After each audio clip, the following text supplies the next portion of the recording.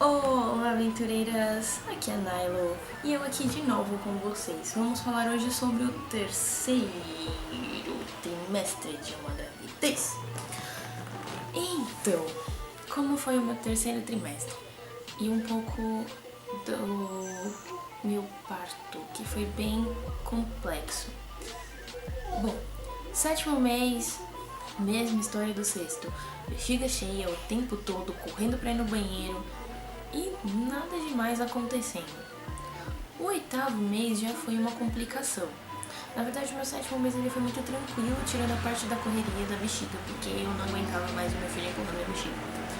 O oitavo mês foi um pouco mais complicado. Basicamente, no meio do meu oitavo mês, eu fui afastada porque eu senti muita dor. Então, meu médico ele me proibiu de fazer exercícios. Ele falou que não era mais pra fazer e eu parei com os exercícios. Na verdade, no fim do sétimo mês eu já comecei a parar. No início da transição do sétimo pro oitavo mês, eu sentia muita dor nas costas, muita mesmo. Inclusive, nesse período, nesse meio tempo, eu fiz acupuntura. Gente, me ajudou muito. Pra vocês, mãezinhas, que puderem fazer acupuntura, vocês estão sentindo muita dor nas costas, gente, vocês estão ouvindo? É meu filho. Ele tá gritando. Ele tá brincando. Então, como eu tava falando, eles de novo. Quem puder, quem tiver essa oportunidade, mesmo que não por convênio, mas que tenha condições financeiras, faça uma acupuntura, gente. É muito bom, é muito libertador. Eu fazia uma sessão por semana e eu passava a semana inteira sem sentir dor. Era maravilhoso. Então eu recomendo pra vocês também. Meu oitavo mês, como eu tava falando, né, foi a transição do sétimo pro oitavo. Eu sentia muita dor mesmo. Então eu parei de fazer muita coisa. E eu fui duas vezes eu fui pro hospital. Praticamente, sei lá, não sei explicar, mas era muita dor que eu sentia. Eu fui parar no hospital, eu tava trabalhando e eu saí de lá chorando horrores, porque eu tava tendo muita contração, uma em cima da outra. Era uma seguida da outra e eu não tinha dilatação.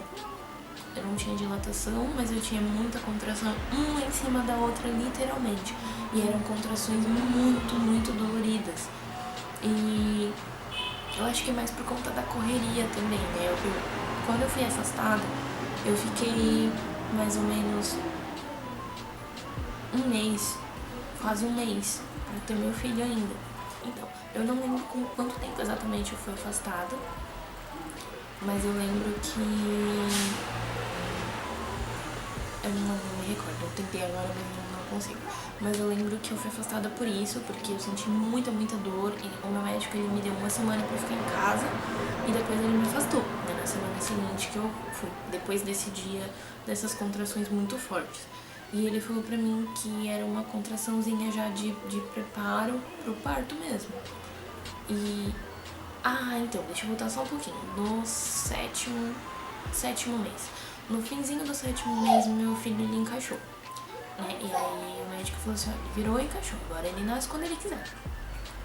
E ele podia demorar uma semana ou o tempo que ele demorou, porque ele nasceu praticamente no dia previsto pra ele nascer. A data de previsão de parto dele era dia 21 de maio. Ele nasceu no dia 20. Gente, esse menino quase nasceu no dia 21. Calma que vocês vão entender o porquê. Mas então, eu fui afastada, né? Fui afastada do trabalho.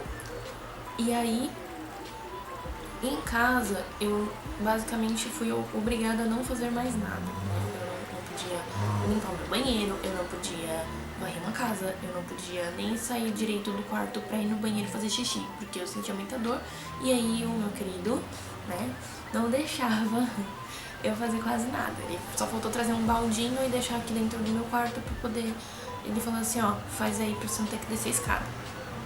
Gente, era horrível, porque também eu tava muito inchada e aí eu não conseguia subir dessa escada direito, doía bastante. Eu tive pressão alta nas 2 últimas semanas antes do meu filho nascer. Então eu tive pressão alta, fui no médico, tava com a pressão 13/9, mas aí ele mandou eu tomar bastante líquido e tudo mais, e aí eu voltei pra casa. Isso que eu voltei pra casa, passaram-se mais de uma semana e eu tava com muita dor de cabeça. E era um sábado.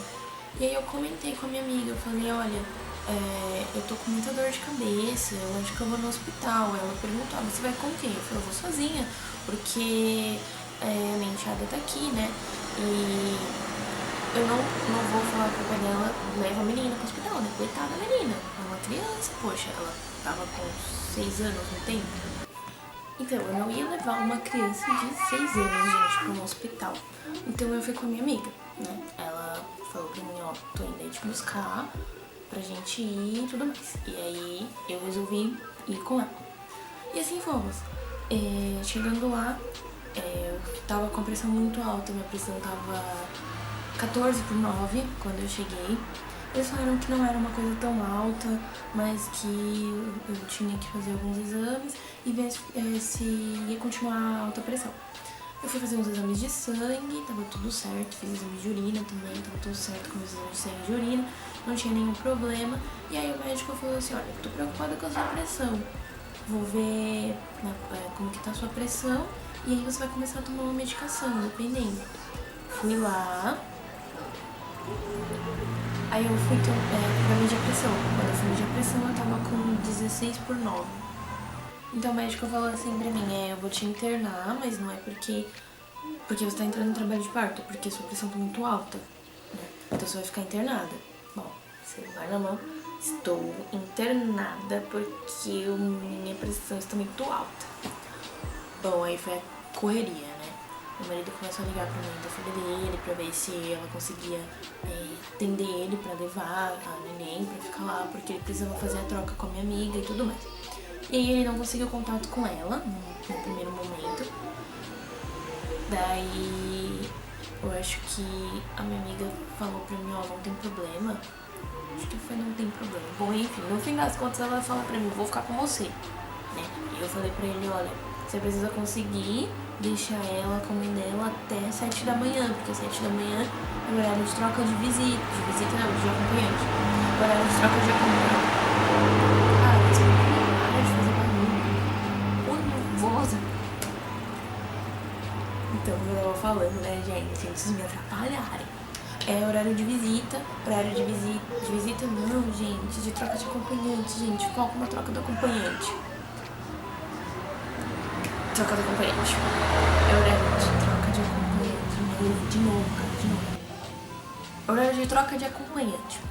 E aí, eu peguei e falei assim, você precisa deixar ela, porque, né, poxa, minha amiga tava lá comigo já desde a tarde, ela precisava descansar, coitada.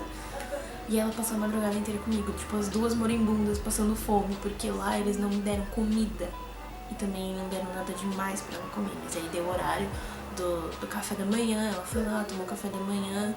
E aí depois ela voltou pra me dar tchau. E aí quando ela voltou pra me dar tchau, eu falei pra ela, ele acabou de descer pra comer. Né, tipo, um subiu, o outro desceu. Mas... Aí ela foi pra casa, agradeço muito mesmo. Carlinha, sua chata e insuportável, eu te odeio. No meu coração, você não tá, querida? Sua linda. Para de se achar, tá? Baixa a bola agora.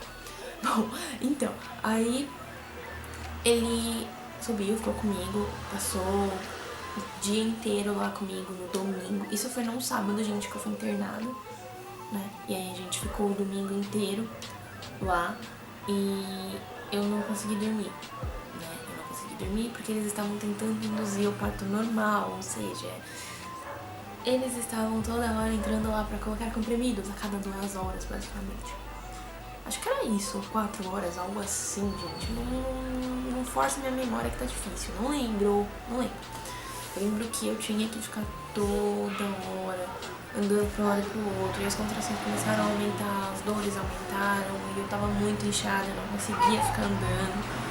Foi horrível esse pré-parto, né? E aí vamos à parte que foi mais difícil pra mim. Porque chegou um momento que... Ai, gente, peraí um pouquinho, que ele tá chorando muito.